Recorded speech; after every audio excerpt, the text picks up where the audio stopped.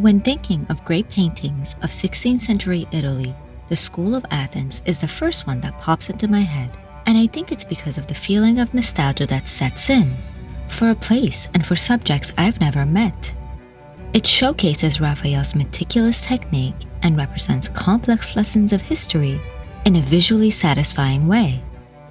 This monumental fresco was completed between 1509 and 1511, and is on one of the four walls of the Stanza della Segnatura rooms at the Vatican Museum, now named Raphael's Rooms.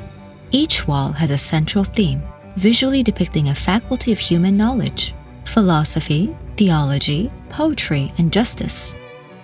Looking at the School of Athens, it feels as if we can take a step and join in on the stimulating conversations of the greatest philosophical minds the world has ever known. It intrigues me to look a little bit longer, and perhaps continue learning about the field of philosophy even after leaving the museum. Raphael Sanzio was one of the top 3 masters of the High Renaissance, along with Leonardo da Vinci and Michelangelo. Although he is not regarded as a great innovator in the same sense as his revered peers, he remains an artist at the apex of the High Renaissance period because of the way he portrayed his subjects, often noble individuals that move across a canvas with dignity and grace. He is an artist worth knowing today because of this. He created harmonious spaces for his subjects through his compositions. They seem imbued with an energy that makes it possible for them to twist and turn, so beautiful in their movement, yet inherently projecting calm. His rivals at the time, Michelangelo and Da Vinci, inspired Raphael. He experimented with Da Vinci's artistic styles of sfumato, softening the transition between colors, and chiaroscuro, contrast between light and dark. The two individuals differ in artistic styles, however. Da Vinci considered the human body to be the most beautiful subject in the natural world, and we can see that in many pieces of his oeuvre, an adoration of anatomy. Raphael, on the other hand, is admired for how clearly he depicts form and ease of composition. From Michelangelo, Raphael drew inspiration from setting and subjects. At first glance, these two pieces might look similar, but upon closer inspection, we can see that composition, color palette, and brushstrokes differ greatly, conveying contrasting feelings in the viewers. At times, Raphael was accused of plagiarism, yet he didn't necessarily copy from what inspired him, but merely learned from other masters. Through witnessing their works, he created his own unique personal style that art lovers across the world are learning about today, 5 centuries later. The School of Athens was a validation of Raphael's already blossoming career. It symbolizes the marriage of philosophy, science, and art, a true mark of the Italian Renaissance. Raphael was commissioned by Pope Julius II to paint the interior walls of his palatial suites, the Stanza della Segnatura rooms. It is believed that the Italian architect Donato Bramante recommended Raphael, as they were close friends. At the time, Bramante was working on architectural plans to redesign St. Peter's Basilica. This is also when Michelangelo was painting the ceilings of the Sistine Chapel. This room was used as the Pope's study. It was also the meeting place for the Supreme Tribunal of the Apostolic Signature, the most powerful judicial body of the Catholic Church. And so whatever Raphael would deem appropriate to be painted could potentially influence some of the most important decisions made by this group. Raphael painted the 4 walls in the style of fresco, a technique of painting murals with water-based pigments on freshly applied plaster. The School of Athens was painted on the east wall and represents a scene filled with men debating, ruminating, and sharing their knowledge. Unlike Plato's Academy, the School of Athens is not based on a real school in history. Rather, it's a scene created by Raphael's imagination of a utopian community where great scholars congregate in one place to share their ideas and learn from one another. The room is filled with light coming from the peering blue sky in the background. The domed area above, the checkered floors below, and the height-bearing pillars give this entire scene levels and a decadent visual sense. Our eyes are immediately drawn to the center of the fresco, where 2 men stand alongside one another. This point is known as the vanishing point, the space in a piece of art where all lines converge. A trick of the eye that creates a 3-dimensional look in a 2-dimensional work of art. The two men at the center have been identified to be Plato and Aristotle. Each prospective philosopher is holding bound copies of their books in their left hands, Timaeus and Nicomachean Ethics. They each gesture with their right hands, denoting their prospective philosophical beliefs.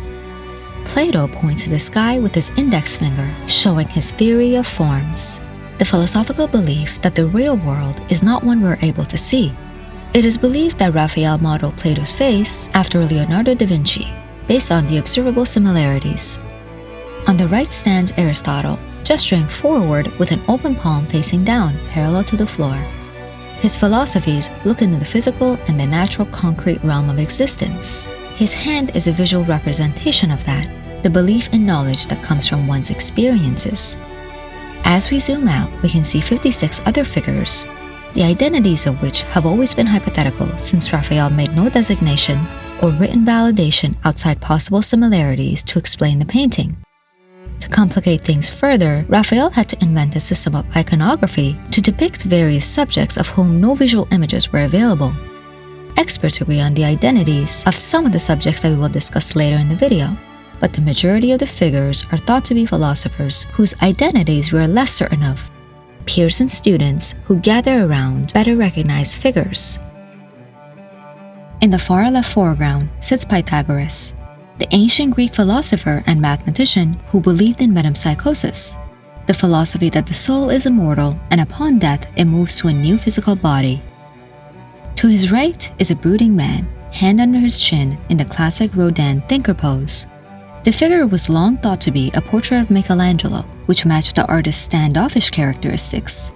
However, it is now thought to be Heraclitus, the pessimist philosopher whose face only resembles Michelangelo's. The older gentleman below Aristotle, resting on the steps, is believed to be Diogenes, the founder of Cynic philosophy, a controversial figure in that time period, perhaps explaining why he is companionless. Mirroring Pythagoras' position is a bent-over Euclid, the Greek mathematician known to be the father of geometry. Experts believe that Euclid was modeled after Raphael's friend and architect Bramante, who referred him for this very commission. Euclid is surrounded by his students, Zoroaster holding a heavenly sphere and Ptolemy holding an earthly sphere. Nestled in between is a man wearing a black beret. His features closely resemble Raphael's, and so it is thought to be a self-portrait of the artist. His gaze is directed towards us, looking beyond the scene into the eyes of the viewer. At the time, such self-portraiture was uncommon. It was a bold move for Raphael to include his likeness here among some of the most influential scholars of philosophy in history. In the background, we can see two large statues. On Plato's side, we can see Apollo, recognized by his lyre, who represents natural philosophy as the god of light, music, truth, and healing. To the right of Aristotle, we see Athena, the goddess of wisdom and war. She is holding a shield with the head of Medusa in one hand and a spear in the other. We can see how Raphael has intentionally chosen where to put his subjects, the scholars and the statues, according to their beliefs. Abstract philosophy versus empirical philosophy. Belief in ideas and belief in form. The architecture of this setting is Greek-inspired. We can see a meander, an infinite series of rectangular bends in the main arch which comes from ancient Greek pottery. What's interesting is that even though this painting is full of subjects occupying every corner, it is not exhausting to look at, not in the least. Here, Raphael uses muted tones, as seen in the men's robes, and subdued colors that guide our gaze gently across every inch. He uses light falling down from the exposed ceilings in a realistic manner to further illuminate each brushstroke. The School of Athens, measuring 26 by 9 feet, is a testament to Raphael's talents. His work was described by his friends as having a certain nonchalance which conceals all artistry and makes whatever one says or does seem uncontrived and effortless. Raphael did this through practice, extensively drawing his vision and planning the compositions. Upon beginning a piece of work, he would start out by laying out his sketches on the floor and drawing rapidly. Once this step was completed, he would make scaled-up, full-size cartoons to help transfer the designs onto the wet plaster on the walls. Even his preliminary drawings had a high degree of finish and included shading and highlights, truly exemplifying the meticulous care that Raphael dedicated to his craft. He was an artist from start to finish. Although he was technically gifted, he was often more known for his rooms than his paintings. This work displays the importance of relationships between figures of a painting. Through the use of linear perspective, choice of subjects, color palette, and tone, Raphael creates a welcoming scene that inspires thought and discovery. As a spectator, it appears almost like a theatrical stage, ready to take you in to contribute to the conversations that are being had. Raphael passed away at the young age of 37. In his final years, we can see that his artistic style continued to develop. One notable change was his use of female models in his preparatory drawings. He was one of the first artists to do that, as at the time, male pupils were normally used to depict all people. Yet despite these changes, his oeuvre was rather consistent, all including underlying geometric structures and an unwearied level of study on each subject painted. I believe that's why the School of Athens is one of the most important symbols of the Italian Renaissance period. It leaves viewers space for contemplation, both visually and in tone. And isn't that what great art is supposed to do? Allow viewers to consider a new perspective after they walk away. Thank you so much for watching. If you're interested in supporting my work, please give this video a like, subscribe, and click the bell to get notified on all of my new content.